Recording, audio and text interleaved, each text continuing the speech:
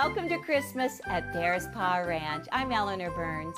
Having a goose on the dinner table at Christmas has been a long-standing English holiday tradition. We're not cooking a goose today, but I am going to show you how to make the Flying Geese tree skirt and Reach for the Stars wall hanging, two projects from the Flying Geese Patch.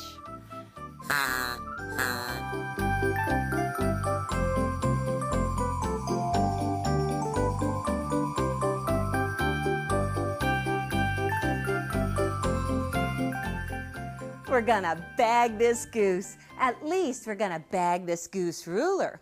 Well, we're using the large geese ruler today, and there are two different sizes of geese that you make with it. Now, the first size is 4x8 finished size geese. Now, 4x8 is the size of the geese used in the tree skirt. The second size is 2x4, and that's marked in the red lines, and that's the measurement for the geese that's used in Reach for the Stars. Now you can get those two different sizes of geese just by using two different sets of squares. Now the first one that I have right here is for the tree skirt, and it starts out with a 9.5-inch square for the geese and an 11-inch square for the background. Now since the geese is dark, this is the one that's centered on the top.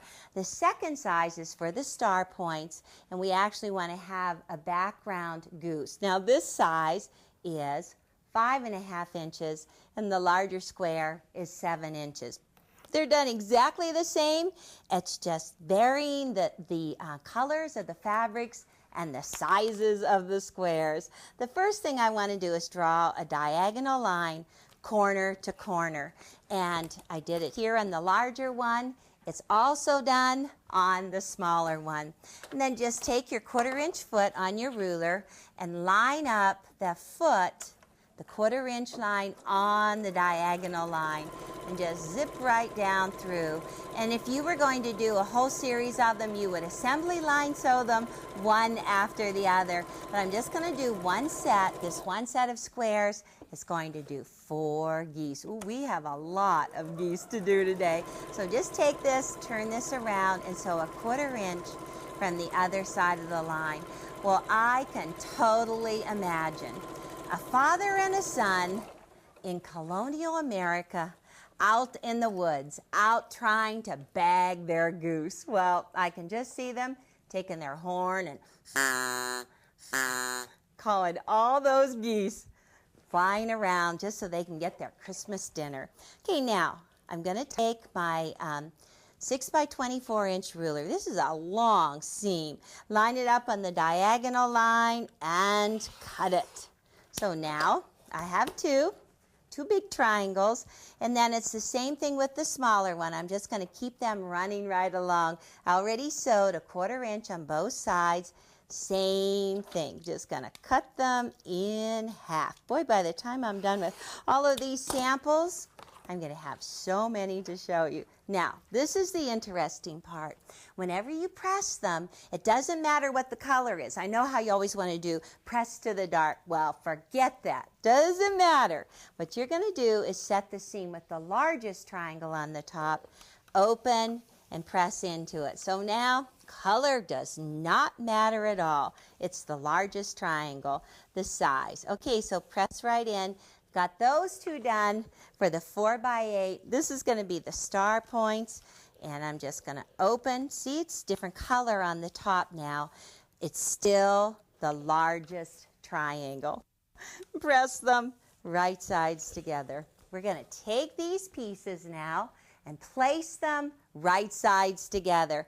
Okay, take one, put it on the bottom right side up, and take the second one and place it right sides together to it. But this time place opposite fabrics together. Keep the seams parallel, but this is the best part. They don't need to match. You just have these old goose tails hanging out on both ends. Line up the outside edges. Just remember the goose tails. Honk, honk. Okay, now go back to that 6x24 ruler. Grab the marking pen, and once again, draw a diagonal line right down through. Now there's seams that we have to watch. This one right here, and there's another one underneath.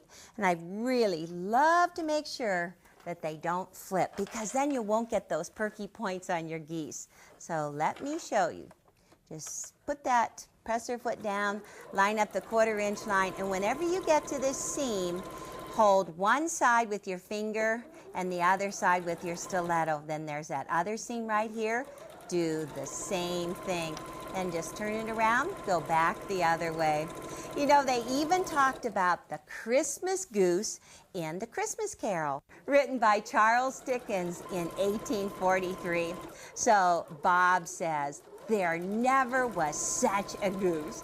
He said he couldn't believe the tenderness, the flavor, the size, and the cheapness. That's what I always want to watch too. That's true. Okay, now let's just go ahead and cut on that line that we just sewed. And this is for the large size. We've got 2 of them. Got exactly the same thing in the smaller size. Cut on the line. Now I want to make sure the seams get pressed in opposite directions. So at this time, you just take your patch, fold it, and right here you clip right to the stitches, right into the stitches. Let me take this one as well. Fold it and clip right to those stitches. Now, I want to show you how to press it, because you want to make sure the seams go in opposite directions. I like to just hold half of it and press right into the goose, and then turn it around, hold half of it, press into the goose, so that whenever you turn it around in the opposite side, those seams go in opposite directions. And then repeat with this one. This time we're going into the background, but it's still that goose side. Into one, turn it around, and into the other, and set that seam. So they're both identical right now, except the colors, the values are changed. So now comes the best part, squaring these up with the ruler. And I'm going to use a revolver, because this one you just have to turn around. You don't have to pick up anything. Okay, take the green lines on the ruler, slide them in, match them up with the seam on the patch. Get them all lined up. You've got that perfect 1/4 inch seam. Okay, just trim this way. Don't have to pick up and move anything. Let me just get this cut. But just turn the revolver, cut this side, turn it around, and just keep on going. Keep it lined up here, and one more side, so that you actually don't have to pick up anything. You just keep on revolving. Ooh, got just a little bit of corner, but it's perfect. Got the 1/4 inch seam there. The seams come right out to the outside edges. Now, that's the easy part. That's the 4x8 geese. But the red one is just a little bit trickier. The 2x4. I'm going to take the smaller patch, take that 2x4 line, slip it right in there, and hold that down. And you cut it in half first, and go down the other side. And this time, you do need to pick up the patch and turn it, but leave the ruler in the same direction. Put that ruler right back down there, and trim across the top and down the side. And so from both of those 2 different sets, I've got 2 different sizes of patches. Well, let me finish these, and I'll show you how to sew the tree skirt together. I made 12 sets of geese, just like the set that I showed you, and then I divided it up into 2 sets of 6. We're going to make 6 in a row. Now take those and divide them into pairs, so they're ready for assembly line sewing. You always set the geese up so that they're going away from you, so that whenever you flip them right sides together, then you can see how you have that perfect point that you're supposed to stitch right across. I'm going to flip these all right sides together, and then if you just stack them up, you can just assembly line sew. Okay, when you match them, line up those outside edges, and use that 1/4 inch seam allowance. Oh, the way you trim these out, they should be perfect. Right here, you do want to hold that flat with the stiletto, and I'll show you how it looks after you stitch it together. Line up that opposite side, and you just keep on assembly line sewing. Let's see, that's exactly how it's supposed to look. Ooh, that's good. So when you open it and you look at it, then you have these very perky peaks right there. It is perfect. Well, assembly line sew all of these rows together. You're going to have 4 sets of each one of the rows, one after the other. And after you have that done, then just take that whole row and start at the base and press towards the tip so that those seams lay nice and flat. From the other side, you can see how nice they look. Well, the next step is to add lattice, and you just take the lattice and place it on the bottom, place your whole row right sides together to it, and stitch from this side so that as you're stitching, those seams are going away from you and they're going to lay nice and flat. We'll take this piece and just set the seam with the lattice on the top and open and press towards it. You know, one thing about those Cratchits and their Christmas dinner, ooh, they had mashed potatoes and applesauce at dinner, and their mom was so excited when they were down to the very last bone. And this is my favorite line. It says, "Yet everyone had enough, and the youngest Cratchits in particular were steeped in sage and onion to the eyebrow." Well, that's a pretty funny sight just to think about them in sage. Okay, now I'm just going to take this ruler and line it up with the edge of the lattice, trim it off, trim it on both ends, and then take your second set. This is the one set of 6. You're going to take the second set of 6 and sew them side by side so that you actually are making 4 just like this. Let me get those done. This is one big tree skirt. You can just load this up with all kinds of gifts. Well, the 4 are sewn together now. You start with the geese that are flying north, and you trim that inside lattice a 1/2 inch so the quilt lays flat when you quilt it. That's a good idea. Now add on the geese that are going east, and then the next geese are the geese going south. You just keep on going around. The last are the geese going west. And so you actually create that center for the trunk of the tree right in the middle. Great looking.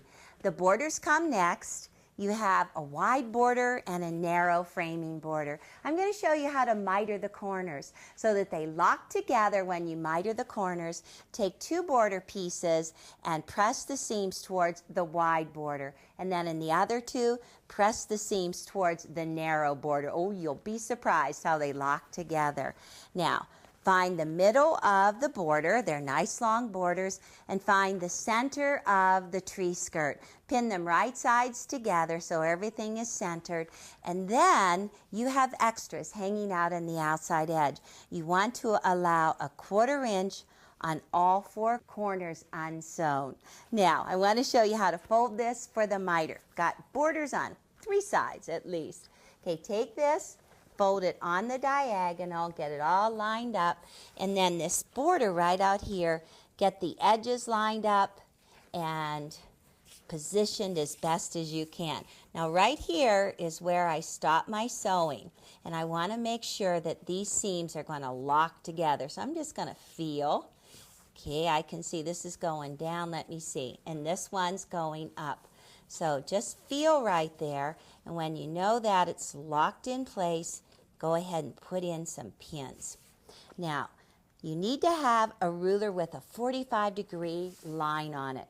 And this is a 6 by 12. I'm going to take and line up first right here at that dot, right here where I stopped a 1/4 inch from the end, and the 45-degree line along the outside edge. And this is where we want to sew, from that 1/4 inch dot or that 1/4 inch opening out to the outside. So take a mark. Be careful with this one. Start right there and just draw right along that 45-degree line. And you start stitching right here and stitch out to the outside edge. Now before you go and trim that off, you better do some checking. Now I did it over here on this side, and let's just see what I have.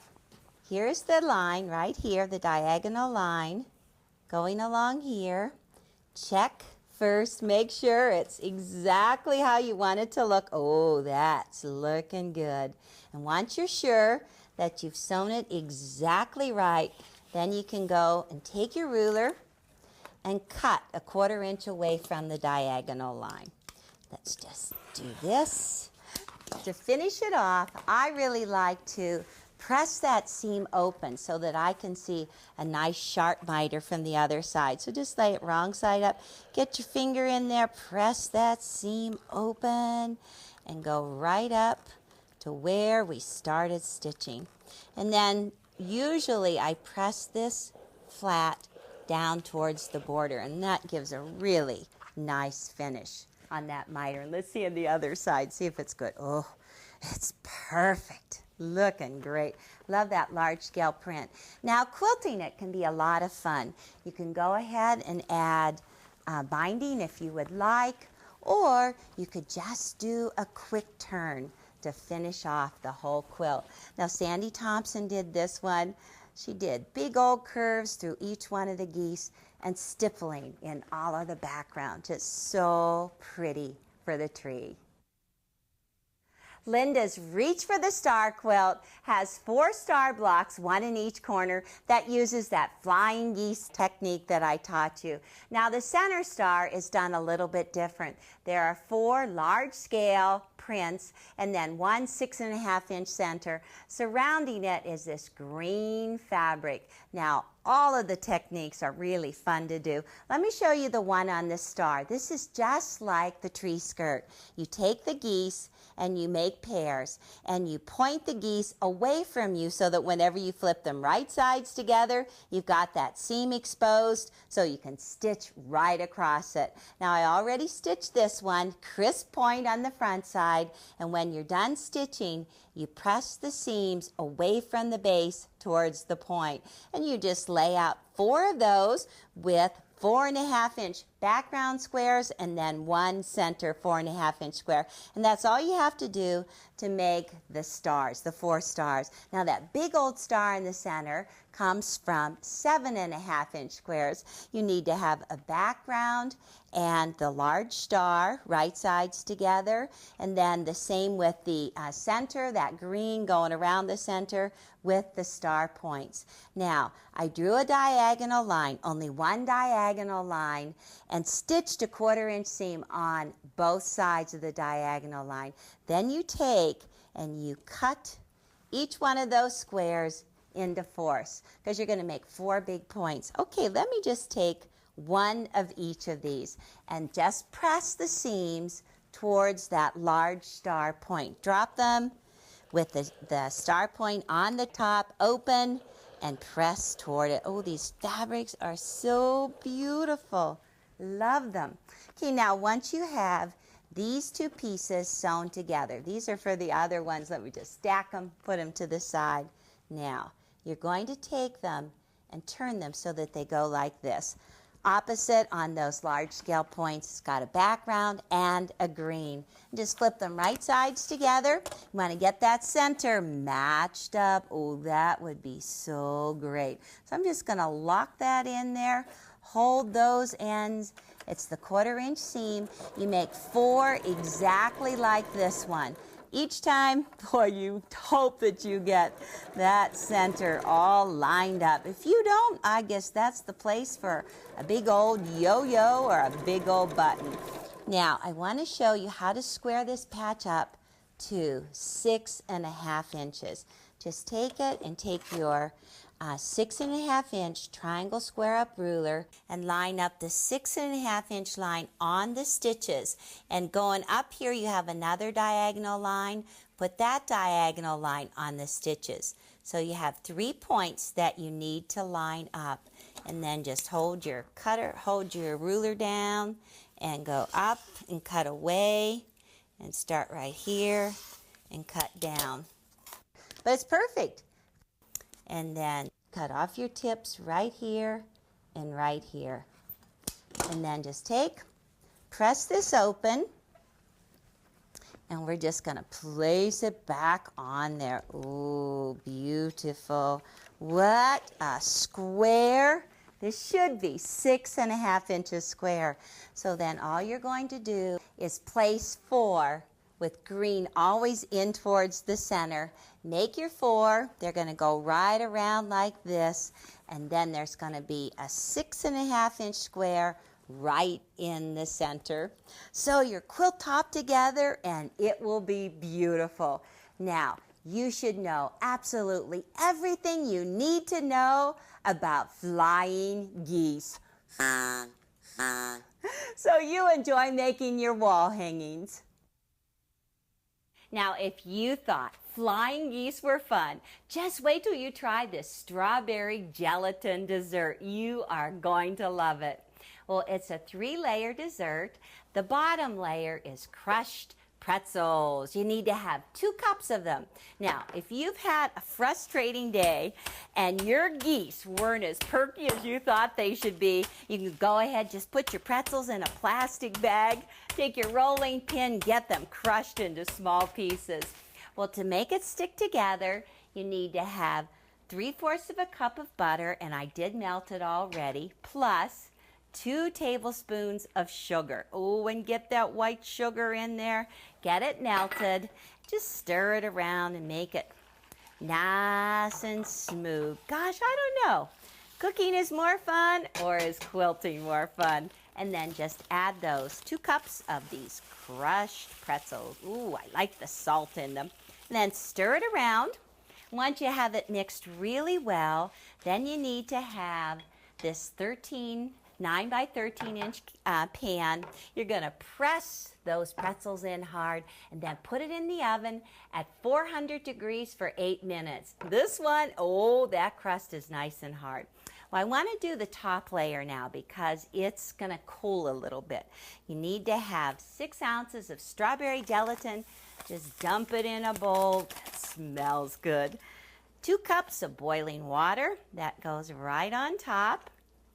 Get that all mixed well, and then on top of that you need to have 20 ounces of frozen strawberries, and just dump them in there and let them chill a little bit and let them defrost in that gelatin. Ooh, that's the top layer. What fun. Well, the middle layer is made of 8 ounces of cream cheese, and just put that in your mixer. And on top of that, 1/2 cup of sugar. Get that in there, get your mixer turned on, and just let it cream together. That looks good. Oh, I need to have somebody to lick off these beaters. Nice and sweet. They look wonderful. Now take a container of whipped topping and just fold it in there. Just put that inside, fold it in so it's a nice mixture. And this is going to go right on the top of that nice pretzel crust. You know, it was my friend Mary Devendorf that came up with this recipe. She said that every Christmas, somebody in her family has to make this dessert. And she said they only come with 1 dessert. She said, when are they ever going to learn that they have to make 2? And she also said, Elle, it is only good for 1 night. So you're going to have to sit down and eat this whole dessert in 1 sitting. That looks wonderful. Now, the strawberries come on top, and it doesn't really matter if that gelatin mixes in there a little bit with it. That'll work out just fine. Pour the gelatin on.